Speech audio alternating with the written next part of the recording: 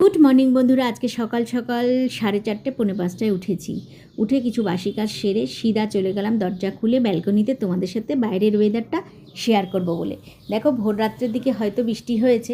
কালকে মনটা খুব চাইছিল, গাছগুলোর যা অবস্থা ছিল, এত রোদ, তো চাইছিলাম যে ঝাউ গাছগুলোর মধ্যে যদি একটু জল পড়ে তাহলে ওরা সতেজ হয়ে উঠবে। আমার মনের আশাটা পূর্ণ করে দিয়েছে ভগবান। হয়তো টেরটিও কিন্তু পাইনি কখন বৃষ্টি হয়েছে। তো যাই হোক, ব্যালকনিতে যাওয়ার আগে কড়াইটা গরমে বসিয়ে দিয়ে গেছিলাম।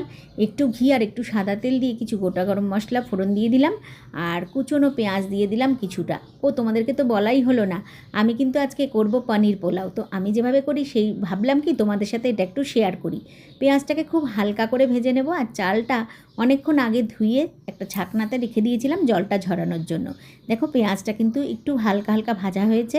এবারে আমি এর মধ্যে দিয়ে দেবো একটু আদা বাটা, একটু কাঁচা লঙ্কা বাটা আর একটু রসুন বাটা। সবটাই কিন্তু পরিমাণ তোমার চালের ওপরে, মানে তুমি কতটা পরিমাণ বানাবে সেটার উপরে। তো আমি আমার পরিমাণটার উপরে আন্দাজ করে মশলাটা নিয়ে নিয়েছিলাম অল্প অল্প। যাই হোক, মশলাটা দিয়ে দিলাম, দিয়ে কিছুক্ষণ একটু কষিয়ে নেওয়ার পরে দিয়ে দেবো জল ঝরানো চালটা দিয়ে কিন্তু খুব ভালো করে ভেজে নিতে হবে। একটু লাল লাল ব্রাউন ব্রাউন হতে হবে, আর একটু চটপট যখন শব্দ হবে তখন কেটে রাখা পনিরের টুকরোগুলো কিন্তু দিয়ে দেবো। দিয়ে আবারও কিছুক্ষণ নাড়িয়ে চাড়িয়ে এবারে পরিমাণ মতন জলটা দিতে হবে। তো চলো, চালটা একটু ভাজা ভাজা হতে হতে বাইরের ওয়েদারটা দেখো, একদম ঘোলাটে হয়ে গেছে, একদম আকাশ কিন্তু আবার কালো মেঘে ছেয়ে গেছে। কখন জানি মেঘের ঘন ঘটা বেয়ে পড়বে। আচ্ছা যাই হোক, একটু কবি কবি হয়ে গেলাম মাঝখানে। তো যাই হোক, দেখো পনিরটা দিয়ে খুব ভালো করে নাড়িয়ে চাড়িয়ে পরিমাণ মতন জল দেবো।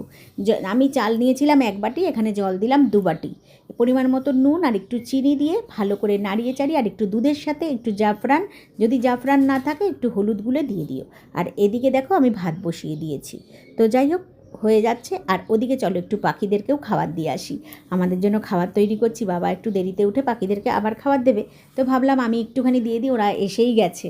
তো দেখো এই যে ছেলের টিফিন কিন্তু রেডি হয়ে গেছে, পোলাওটা আমার রেডি হয়ে গেছে, ঝরঝরা হয়ে গেছে একদম। তো সবাইকে খাবার টাবার দিয়ে দিলাম, আমি কিন্তু নিয়ে বসে পড়লাম। দেখো আজকে খাবো টক দই আর মুসলি, কোনো দিনও খাইনি, এই ফার্স্ট খাবো।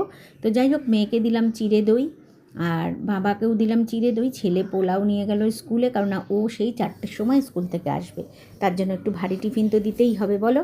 তো যাই হোক, আজকে প্রথম খাচ্ছি মুসলি, দেখি কেমন লাগে। খারাপ লাগছে না গো, ভালোই লাগছে। তবে হ্যাঁ, দারুণ লাগছে, পটপট পটপট শব্দ হচ্ছে। তবে হ্যাঁ, দাঁতগুলোকে একটু কাজে লাগাতে হবে এখন, ঠিক আছে? দাঁতগুলোকে একটু কাজে লাগিয়ে খেতে হবে, এটাই বুঝতে পারছো তো তোমরা?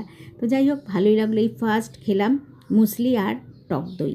আর ওদিকে পাখির ডাকে বিশ্বাস করবে না, ওদের ঝগড়াঝগড়ি চলতেই আছে। জানি না আমি ফোনে ক্যাপচার করতে পারলাম না কি, মনে হয় দেখাতে পারলাম না, কিন্তু এখানে আছে কিন্তু, জানো তো, ওই দরজার আলোটা যে আসছে না, ওইটার ফোকাসে দেখা যাচ্ছে না।